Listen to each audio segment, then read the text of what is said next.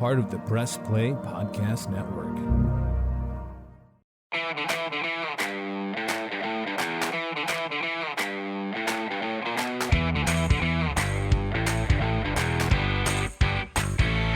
And welcome to another edition of the Red Guy and Rhoda podcast here on the Press Play Podcast Network, brought to you by MGM Northfieldpark. Northfieldpark is your home for live and simulcast racing, free admission and free parking every day at Northfieldpark.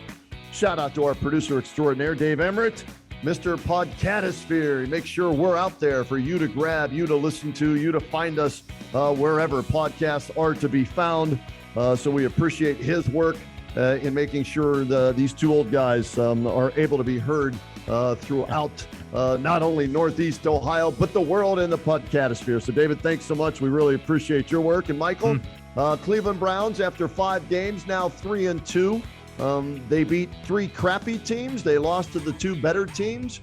Inability to close games in Kansas City. And then in San Diego, LA, Chargerville this past weekend, and now they've got another tough test this weekend at home against the only undefeated team in the NFL, the Arizona Cardinals. So you and I were talking off air, Michael, and I'm in agreement with you. This is the most important game for the Browns because they have to show they can beat a playoff caliber team this year, don't they?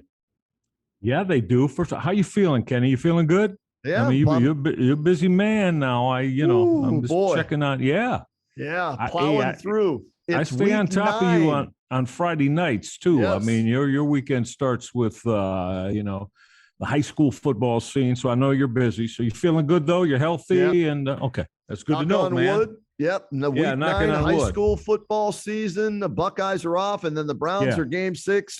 Full go with football, my friend. So thanks for asking. You look good. I got to check on you, man. Feeling well. I am. I got to make sure my partner's good.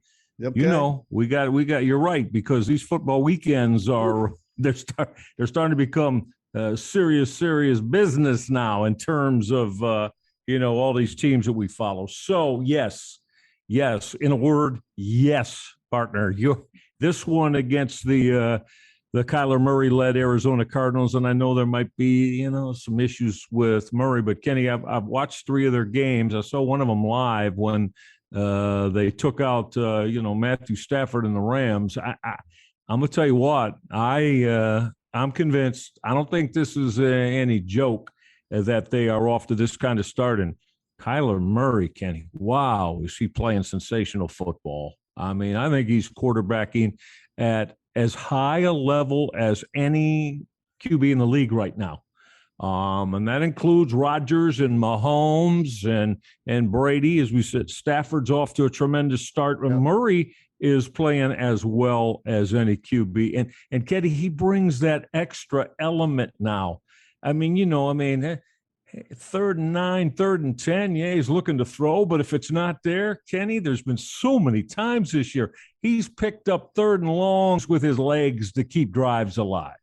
It's difficult to keep him in the pocket, Ken. It really is. And, look at last week, the issues that the Browns defense has had in the losses to, as you just said, the 2 best teams that they played, right? Yep. Well, this one, I think it's going to test them again, Kenny, defensively in a huge manner.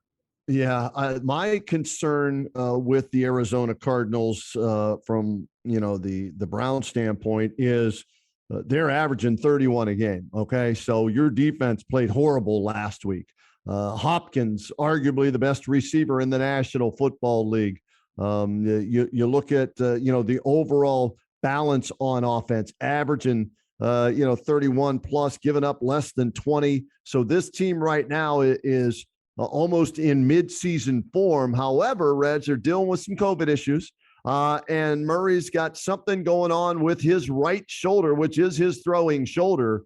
So that's something to keep an eye on as we get closer to kickoff at 4:05 p.m. on Sunday at First Energy Stadium. So I don't know if the Browns will catch a break with some guys not able to play because of COVID. I know Chandler Jones, who leads the team in sacks with 5, tested positive.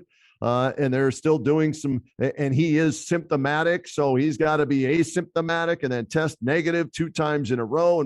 So the Browns maybe we'll catch a break on a team that's coming across the country with a slightly dinged up quarterback, just like Baker Mayfield. But luckily for Baker, it's not his throwing shoulder like it is for Murray. And maybe some other guys are out too, Red. So however they can get a victory, whatever advantage they can get, they need one this week to prove, like I said, that, all right, they're not just going to go out and beat the 500 teams or the cupcakes, that they can play with these playoff caliber teams that have potent offenses, because the defense is still the biggest question mark for me.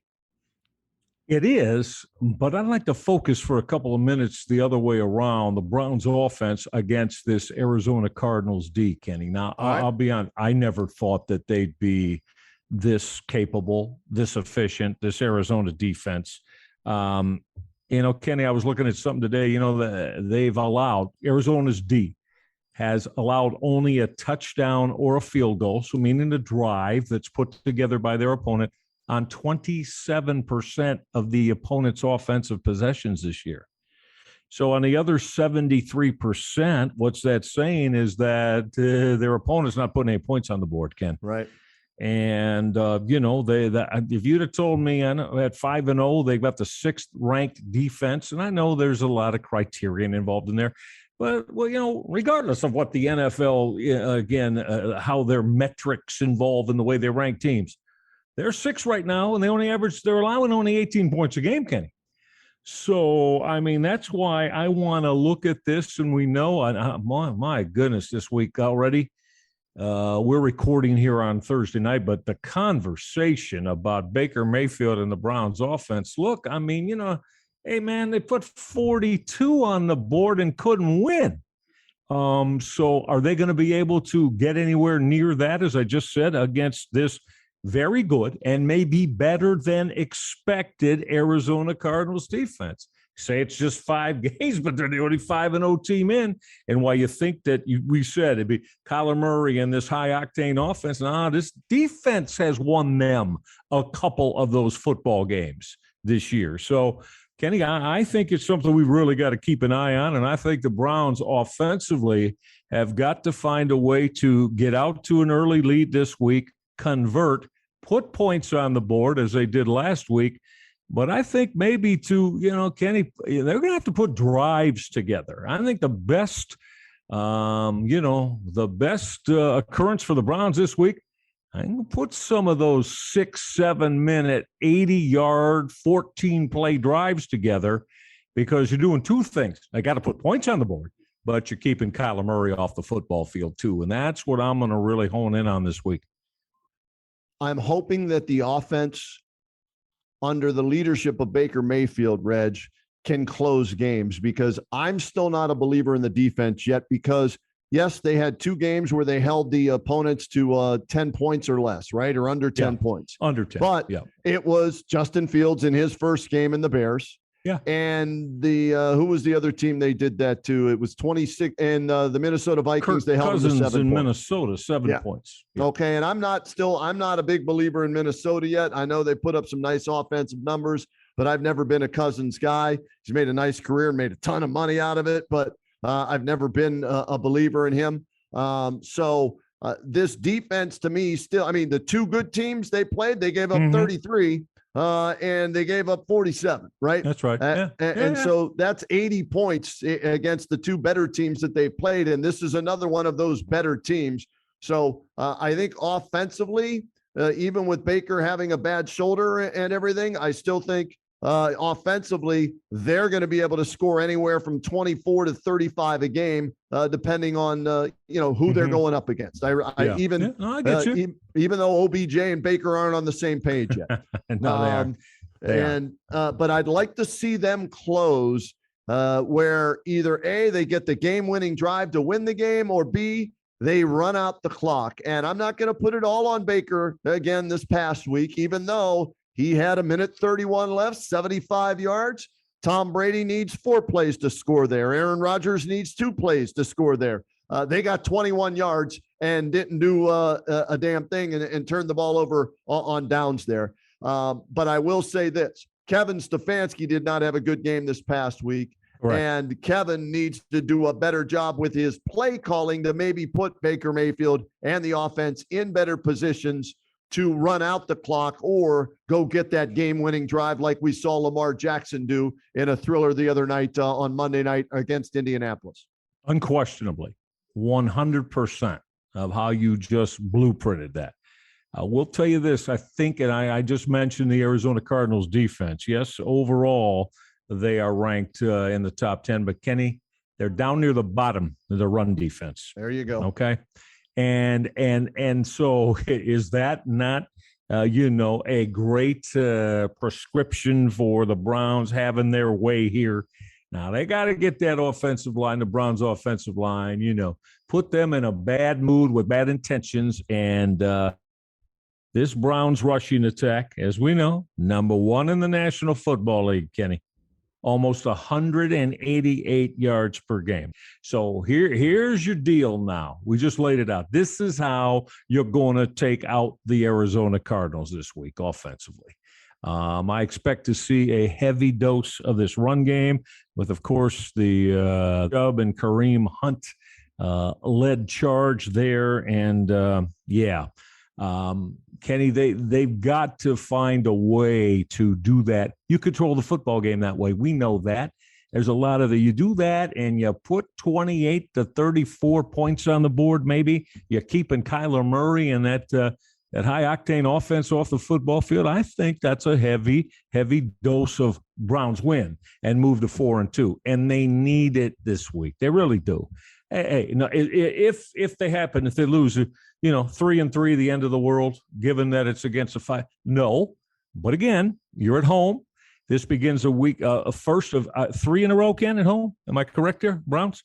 3 straight coming up at home? I'm sorry. I'm in the Bill Belichick mode, and I'm only concerned, Michael, about the Arizona Cardinals. That is the only team that is on my mind right now. Yeah, I got that, and I'm with you. I concur. But they got 3 straight home games coming up here. I think it's Arizona, Denver, and then the Pittsburgh Steelers right in a couple of weeks. So no, not the worst thing in the world, but if you're the Browns, I think a big thing of this, Kenny, is going to be to continue winning at home. They've done a great job with this. You're playing a 5-0 football team. So again, they run the football the way they can run the football. Kenny, they will control the game, swing it. It shortens the game, right? And again, it takes away possessions from Kyler Murray. And right now, I don't want Kyler Murray to be having 12, 13 possessions in this football game. I guess the NFL norm would be, it's usually about 11, right, for each team, somewhere in it, 10 to 12. Keep that on the low end. If they can be real effective with this run game, it's going to keep Murray and that group off the football field. And I think if you're the Browns, that's exactly the way you want it. I'm with you on that. I've got the Browns winning this game 28-24, Michael. I think they'll find a way to win at home. They have not lost back-to-back games under Kevin Stefanski. I don't think it'll happen here. I like the Cardinals, but they're the only undefeated team left. And if you would have told me that after 5 weeks, I wouldn't have guessed that. So I don't think they're as good as what what their record says they are. Okay. They've had a couple of cupcakes in there. So this is a road game. You've got a dinged up quarterback. You're dealing with COVID. You've got some other injuries. I think the Browns will find a way to get a victory at home, get to 4-2, and stay right on the tails of those Ratbirds from down there in Baltimore in the AFC North. Let's do this, Reg. Let's get a break in. When we come back, the other big story in the National Football League, my goodness, John Gruden was all over the place starting on Monday night. The story broke, and that's all anybody wanted to talk about. So when we come back, we'll talk about John Gruden, the Las Vegas Raiders, and everything that's going on there with the Washington football team and how this all is going to play out and how many more people might be affected by this. So we'll do that when we return. It's the MGM Northfield Park Regai and Rhoda podcast here on the Press Play Podcast Network.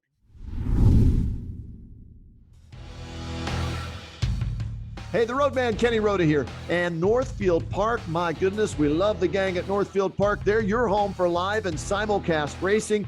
Catch the excitement of live harness racing every Monday, Wednesday, Saturday, and Sunday evening. Post time is 6 p.m. It's open early every day for simulcast action as well. And how about this? Weekly Sunday handicapping contest featuring Belmont Park. Top prize is $500 each week. Registration there begins at 11 a.m. And you're not going to want to miss this. Visit Northfield Park on Saturday, October 16th for the $125,000 Courageous Lady Stakes and the Buckeye Stallion Series. This action-packed night of racing features a $2,000 handicapping contest on the Buckeye Stallion Series and the Courageous Lady races, a Plinko game for prizes, and a trackside barbecue grill and beverage station outside on the apron. Post time is 6 p.m. And remember, free admission and free parking every day at Northfield Park. Hey everyone, it's JD from the Hyman Podcast. Backed by popular demand, I'm excited to let you know that new episodes of the Hyman Podcast will drop every other Monday on Apple Podcasts, Spotify, or wherever you listen to your podcasts. We're going to continue the conversations we started last season and keep having those hard conversations. There is so much in store for you this season, and I'm excited to share it with you. Subscribe today so you don't miss a single moment. The Hyman Podcast, part of the Press Play Podcast Network.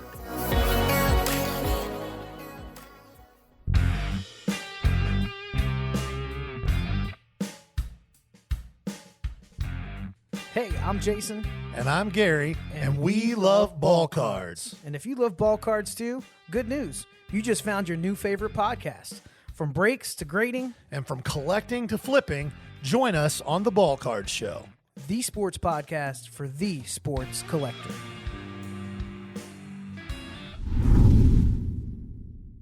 And welcome back to the MGM Northfield Park Reg-I and Rhoda podcast. And we got to remind everybody out there about Northfield Park coming up Saturday, October 16th. It's the $125,000 Courageous Lady Stakes and the Buckeye Stallion Series. This action-packed night of racing features a $2,000 handicapping contest on the Buckeye Stallion Series and the Courageous Lady races. You've got the Plinko game for prizes, a trackside barbecue, and a beverage station outside on the apron so you can consume and enjoy yourself. Remember, post time is 6 p.m. Free admission and free parking every day at Northfield Park. Michael, I was doing my Monday Night Football trivia, and we were watching the game, and all of a sudden, social media blew up, and the story that was already out there was taken to another level with John Gruden, the then head coach of the Las Vegas Raiders. The old emails had surfaced in a report when they were investigating the Washington football team, and he made some racist comments about DeMaurice Smith, the NFL Players Association president. And we thought, okay, that's the end of it there. And he apologized for that. And you were wondering, all right, was he going to keep his job or was there going to be more happening there? And then boom, other emails over a 7-year period while he was at ESPN surfaced, misogynistic emails. What else? The homophobic emails. Everything, man. I mean, telling the owner during his of the Washington football team, Bruce Allen, making comments and requesting pictures of cheerleaders. Yep. While at the same time, decrying women have anything to do with any coaching staff or any front office in the National Football League. Kenny, I got to tell you, man, as it went on, I just could not believe the depth and the volume. I mean, John Gruden, nobody's questioning whether or not, you're a strong football guy, just in the term. But how could you be absolutely that stupid? Yeah. And that completely out of touch, and that absolutely laugh about a lot of it in other emails with owners and what have you. I mean, Kenny, the stupidity, the ignorance, man, you put that stuff. I don't know. Did John understand the magnitude of emails and what they can do, social media? Obviously not, Michael. He obviously didn't understand it because, that's evidence in a court of law. That's like putting something on paper. There's a paper trail. There's an email trail. And I don't know if he thought because he deleted them that they were gone, but whoever he sent them to, if they didn't delete them or they were still on the computer, they would be found. And again, they weren't investigating John Gruden, but because they were investigating the Washington football team, and some of those emails were sent to Bruce Allen, like you said, the president, who's no longer there, right? They surfaced when they were investigating the entire, Washington football organization. And I was blown away by it as well. What he did was wrong, completely wrong, Michael. But if it was one time 11, 12 years ago, and that was the only one, you might say, okay, yeah, he's wrong. There should be some type of suspension or something. He needs to publicly apologize and maybe give him another chance. But it wasn't just one email, and it wasn't just one time. 7-8 years ago. It was over a 7 to 8 year span leading up to either 2017 or 2018, which makes you believe that he still believes these things. Sure. That's who he is. How could you say that he doesn't? How can he, given the depth of and the years, as you just said? Yep. I mean, Kenny, this character went after everybody, man. He called the commissioner of the National Football League clueless and an anti-gay slur. Right. How about Michael Sam, the first out gay player, right, in the National Football League? He went on with volumes of emails to Bruce Allen about, not drafting, should never allow a queer, I quote, queer to play in the National Football League. How stupid is this man? Yeah, and ignorant. I watched Keyshawn Johnson this week, who played for Gruden in Tampa, won a Super Bowl with Gruden in Tampa, was basically in a disagreement with Gruden in Tampa and was forced to sit out 7 games as Gruden told him, I'm not activating you this week. And, back then, I think a lot of people looked at Keyshawn Johnson and just throw me the damn ball. He's a diva wide receiver, and he's saying all these bad things about John Gruden and everything. Well, guess what? He was right. He said he's a fraud then, and he came out and said, I told you all he was a fraud, but nobody wanted to believe me, kind of like Jose Canseco when nobody wanted to believe him about steroids, right? And everybody made fun of Jose.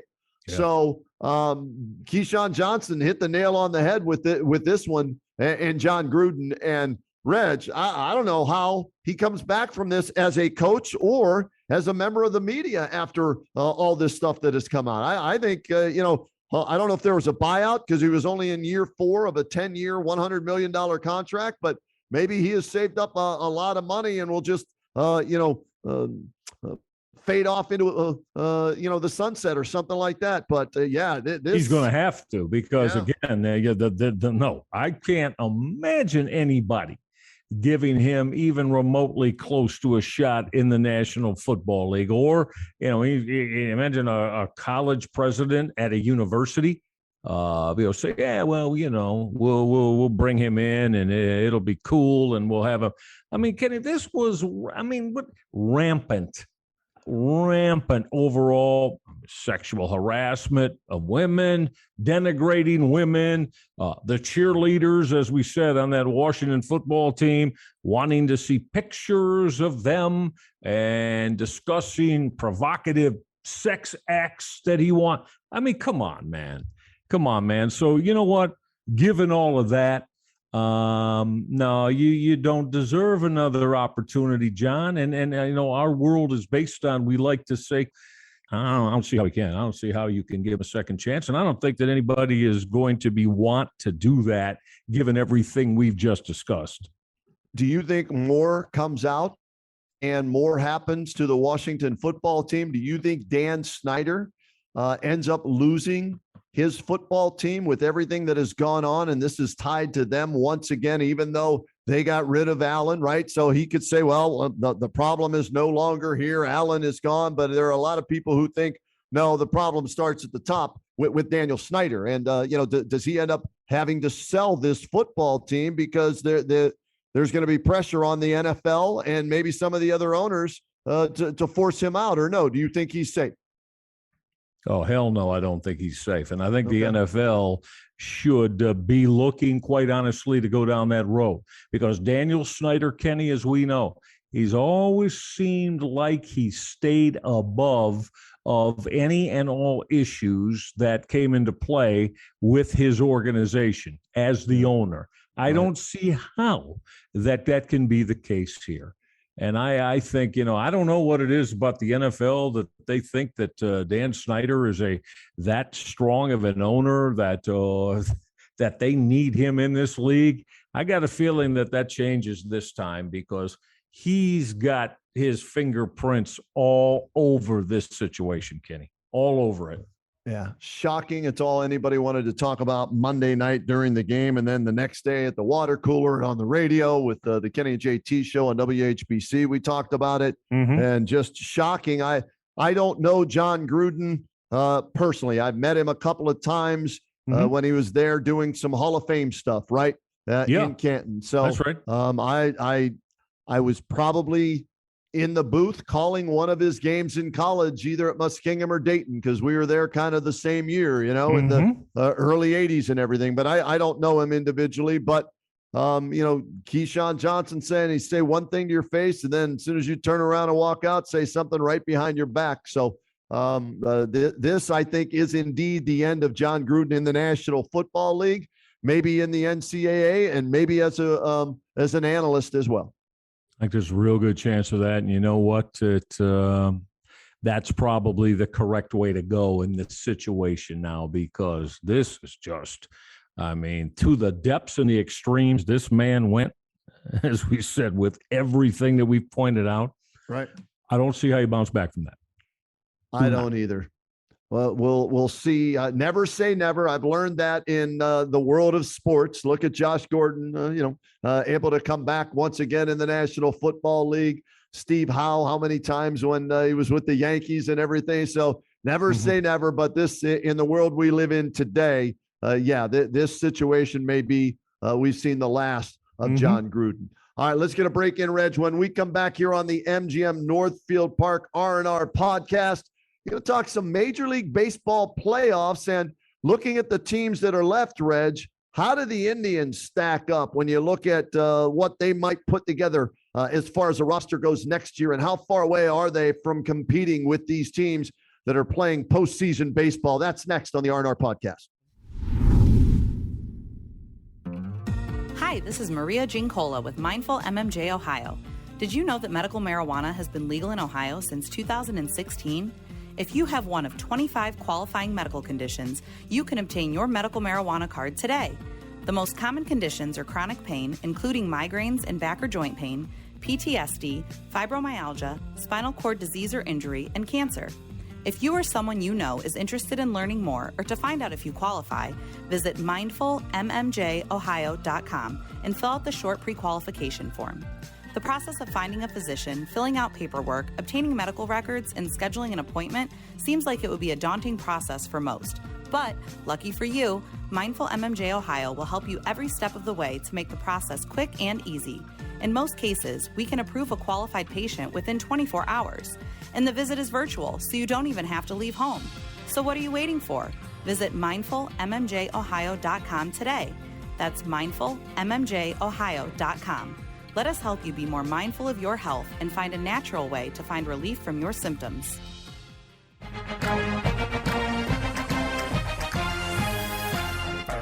Hey, it's Tito, host of the Premier Fantasy Podcast. Get all the news and analysis you need to dominate your fantasy league. I've been doing this as long as anybody in the business. I can help give you the edge in your leagues. It's the Premier Fantasy Podcast, part of the Press Play Podcast Network. Want to hear more about your favorite TV shows and movies that are on countless streaming services? Then listen to Up Next with your new favorite hosts, me, Kristen Aviles, and me, Christina Walter. Every other week, we'll highlight one genre, but 2 movies or TV shows, one old and one new. We'll let you know what's hot and what's not from your favorite or least favorite streaming services. And be sure to stay tuned to the end of each episode where we shout out an artist whose name you should know for their talent in the industry. So follow us to stay up to date with your favorite hosts from Up Next, a part of the Press Play Podcast Network. And welcome back to the Red Guy and Rhoda podcast, powered by Northfieldpark. That's your home for live and simulcast racing. Catch the excitement of live harness racing every Monday, Wednesday, Saturday, Sunday, post time, 6 p.m. Check it out. It's open every day for simulcast action, free admission, free parking every day at Northfield Park. And Michael, the Indian season came to an end at 80-82, no postseason for them. Chris Antonetti, Terry Francona held a year-end press conference. Tito hopes to be back after having hip replacement surgery and the toe surgery where he had the infection and everything. So that'll be good if indeed he does come back. We hope he will. Don't know for sure, but he wants to come back. But when you look at the Indians from what you saw this year, and then you look at who's left in Major League Baseball's postseason right now, Reg, in the American League, your ALCS, which begins Friday, is the Red Sox and the Astros. Your NLCS is the Braves, and they will take on the winner of the Giants and Dodgers series, which is Game 5 going on right now as we're taping this podcast. So as you look at the Indians and those, well, let's just, 1, 2, 3, 4, 5 teams, right? How far away are the Indians from any of these teams, in your opinion? I don't think. Let's just start with the team that just got eliminated, that won the division over them. How many games were the Chicago White Sox ahead of the Indians who won the division this year? 11? Double digits for sure. Yeah, okay. First of all, the Indians are going to have to replenish and restructure in a couple areas. We've mentioned it a lot. They got to get a couple of significant bats. And Kenny, while I'm fine with the starting pitching staff, I think this bullpen needs to be reconfigured as well and give them another 8th, 9th inning arm down there. I think the Chicago White Sox have a better roster than they do, better talent than they do right now. So again, if the Indians don't do that, Kenny, you're asking me, and I know a lot can change, but let's just assume that the majority, the bulk, which is my understanding of this White Sox squad, is going to come back the way we just saw them end their season. I can't see the Indians beating Chicago in a 162-game season and schedule.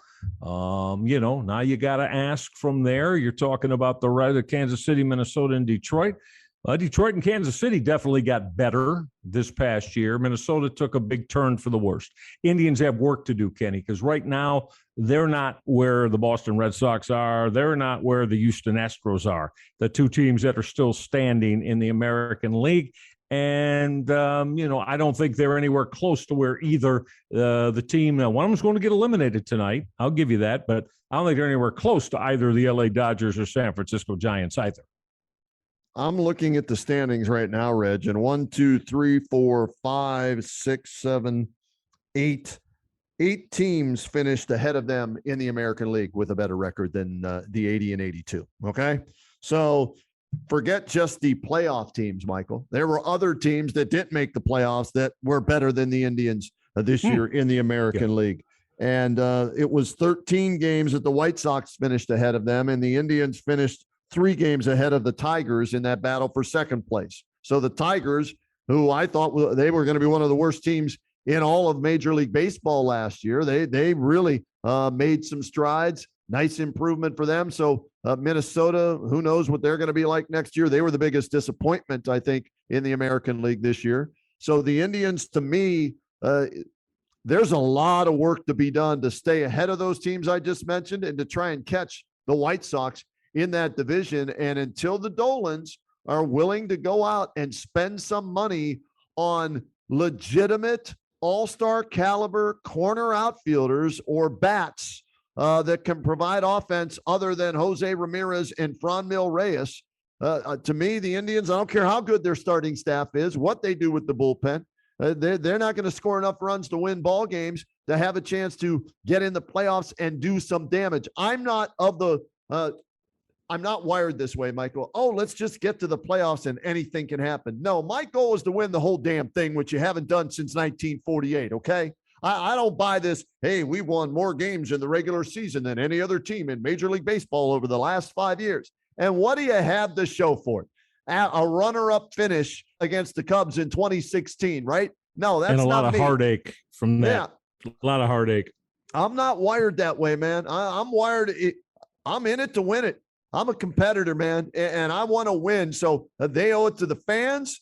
They owe it to some of those players on the team. They need to go out. They need to get bats that will make a difference in the lineup. They can't trade for guys just because they have arbitration years in their favor. They need to trade for guys who they can plug and play and can produce right away.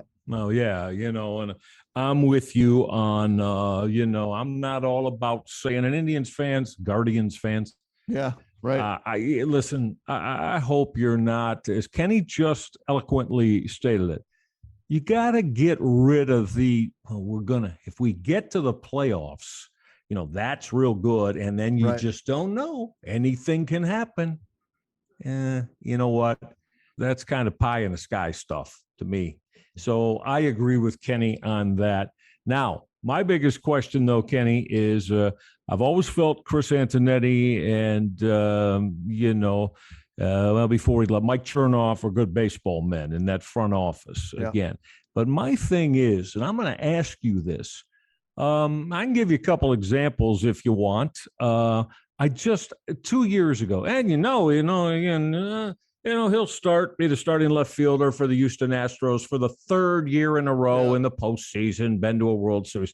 So you tell me, 3 seasons ago in the winter, do you think it was, I don't want to believe that it was Chris Antonetti and at the time Mike Chernoff saying, no, we don't need Michael Brantley. Or was it the ownership saying, he was making $10 million this year. He's going to want 15, 16. No, we ain't paying him that. Let him go.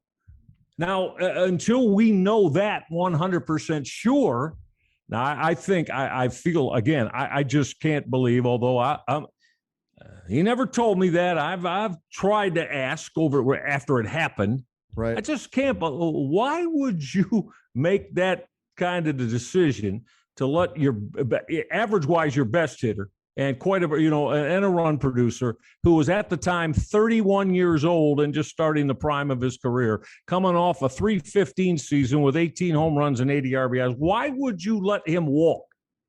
So, to me, I can't imagine that is what Chris Antonetti believes is a good blueprint for success, those kind of decisions going forward. So if it's strictly Antonetti, you'll never tell, but were you told, no, you're not signing him for $16 million a year. No.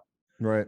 So, but Kenny, you can't keep having these types of things if you want to continue to, as you said, not just get there, but to win World Series or certainly be a strong competitor to do that. And again, it can't go both ways. It's either one or the other. You're going to have to start paying guys and paying people that justifiably have shown that, hey, listen, Kenny, don't we all know? No, again, I'll just say this again. No, you're not getting Michael Brantley, a player of his, for $8 million a year anymore, damn it. Right. No, that just doesn't happen anymore. No. So either you make the decision that, again, we're willing to pay for quality, or to me, Kenny, you're going to be working from the back of the damn barrel over and over and over again. And so I guess we're going to have to see what this winter brings. Reg, the Rays won 100 games this year, made it to the World Series last year, but have nothing to show for it, right? Yeah. And they're that small market baseball team, right? Yeah, they did a movie. Payroll isn't huge. No, right. I'll give you that. Yeah. Okay. They did a movie about the Oakland Athletics, Moneyball. There you go. They did a movie about a team that didn't win a World Series, but boy, that's a great way to run an organization. But what did they win? Absolutely nothing. Maybe a best actor, a Golden Globe Award or something by Brad Pitt. Okay. The Indians, close in 2016, right? That's but right. Still didn't win it. So I'm looking at the teams that have won the World Series. I'm going back. Let's do this. Go back 10 years. Go back 10 years. See what Dodgers, Nationals, Red Sox, Astros, cheaters, the Chicago Cubs, the Kansas City Royals, maybe, okay, the one that stands out that doesn't fit the mold of, the big spenders. Outlier. Yep. Okay. the Giants, the Red Sox, the Giants, the Cardinals, the Giants, and then the Yankees in 2009, the last time they won, right? That's right. Yeah. Okay. And I know you won a lot of regular season games, and I know you made the playoffs for 3 straight years, whatever it was, and came close.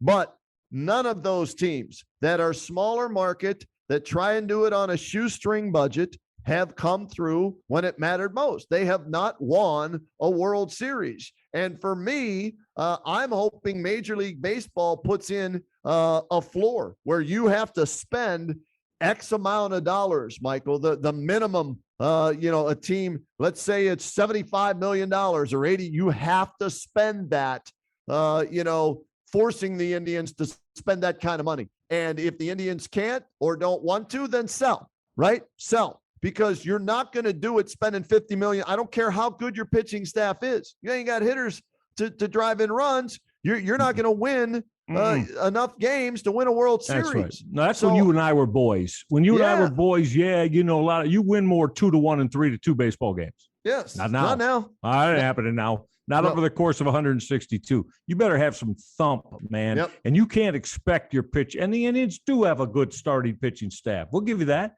But you can't expect them to be winning 2-1 and 3-2 4 or 5 times a week. That just isn't the way the game's played anymore, period. And the other thing too, Reg, and I go back to, when was it? 2005. You have 2 teams since 2005 in your division that have won World Series championships. The White Sox and the Royals. Right. Royals. Okay. Yep. Yeah. So you're, like I said, the Indians will never win another World Series championship because they're changing their name to the Guardians. So the last time it's going to say Indians World Series champs, 1948. Okay. 95 came up short. 97 came up short. 16 came up short. So 3 times since 1948, right? Well, 54 they lost. They got swept too. They got swept. There. So there's 4 times since times. they won their last World Series championship. Mm-hmm. And so something's got to happen with the Dolans. They either got to get a minority owner to come in and kick in some money to help them, spend some cash on some legitimate plug and play starters at the corner outfield spots or at first base, wherever, or they got to sell the team, or Major League Baseball's got to step in and force every team to spend a minimum amount. You have a floor and you have a ceiling. You can't go any lower than this. You can't go any higher than that. So something's got to happen there if this team, as the new Guardians, is going to challenge within the division as well as for a World Series championship. And I think you as fans, all of you should demand it. You should just virtually demand that it's not good enough just to say, well, Kenny just again laid it out beautifully, but what? I don't care how far you went. Well, the Indians won the most game regular season.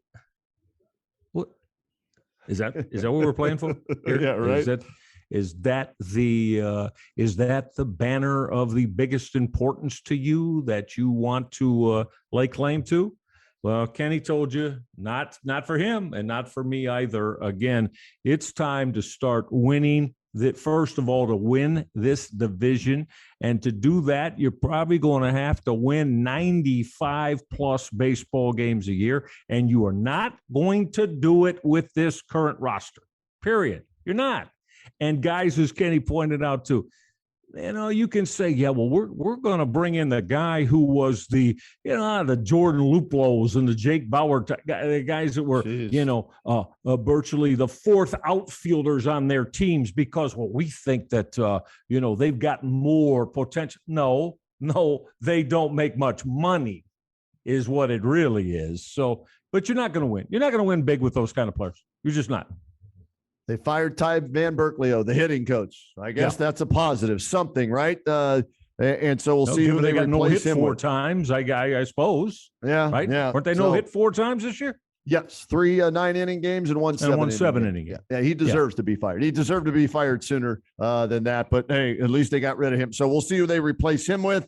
But more importantly, the bats. Who are they going to go out and sign as free agents or trade for? And don't give me this. We're going to promote from within. I'm sorry. There ain't nobody I saw in that lineup this year that has me doing cartwheels and somersaults and running up and down the street I live on yelling, watch out for the Indians. Here come all the minor league players. Oh, look out. Daniel Johnson, who I like, by the the way, but I do too. Had opportunities, didn't do anything. Bradley Zimmer, no. Tyler Nagel, Nope. he's no longer here. Not here. Let's see. Jordan Luke, Bobby Bradley punches out 180 times a year. But if he hits 35, I'll take him. If he hits 35 bombs, okay. But they need how bats. confident are you of that? Yeah, they need bats, Michael. And unless they do that, they can spin it any way they want about small market, mid market. How many wins in the regular season? Great pitching staff, closer, and Emmanuel Clase at the back end. I don't care. You're not going to win enough games to be a World Series contender, and that's not in this day and age of baseball. That's right. Every year, it's about winning a World Series, not just putting a nice club on the field for fans to enjoy a beer at. Sorry, it's not where I'm at or how I was raised with the Buccos of the 70s.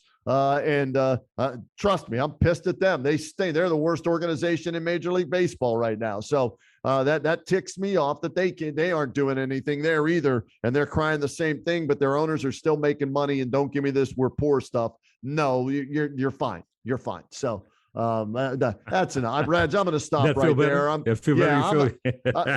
need to, or I'll just go off on another tangent. We do another hour cool. of this. You know, it's cool with me, man. Yeah, it's very cool. So here's what we'll do next. We'll come on after the Browns-Cardinals game. Yeah. Oh, boy. We'll tape a podcast Sunday night. You'll get it Monday. And we'll recap what the Browns and the Cardinals do this Sunday. Not a must-win for the Browns, but a big game for the Browns, Reg. Hopefully they can, like we said, beat a legitimate playoff contending team for the first time here in 2021, right? Yeah, absolutely. And please make sure, especially on the Monday pods, make sure you dial by with us. Drop by with us, because Kenny and I are going to give you distinctive things, not just in assessing the game, but what things may mean in the big picture. Right.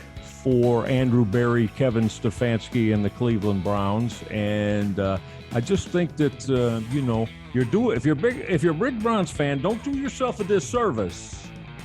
Lock in with Kenny and I every Monday when our podcast drops, or after the day after the Browns play, because as I said, we're going to give it to you on the reel, and I think you'll appreciate that. Even if you don't agree with it, I think you'll appreciate the realness that we'll provide for you. No punches pulled with the R&R podcast. So thanks for tuning in this time. Thanks to our producer once again, Dave Emmert. Thanks to our sponsor, Northfieldpark. Don't forget again, Saturday, October 16th, the $125,000 Courageous Lady Stakes and the Buckeye Stallion Series. Free admission, free parking every day at Northfield Park. All right, guys and gals out there, we'll talk to you next time here on the R&R podcast.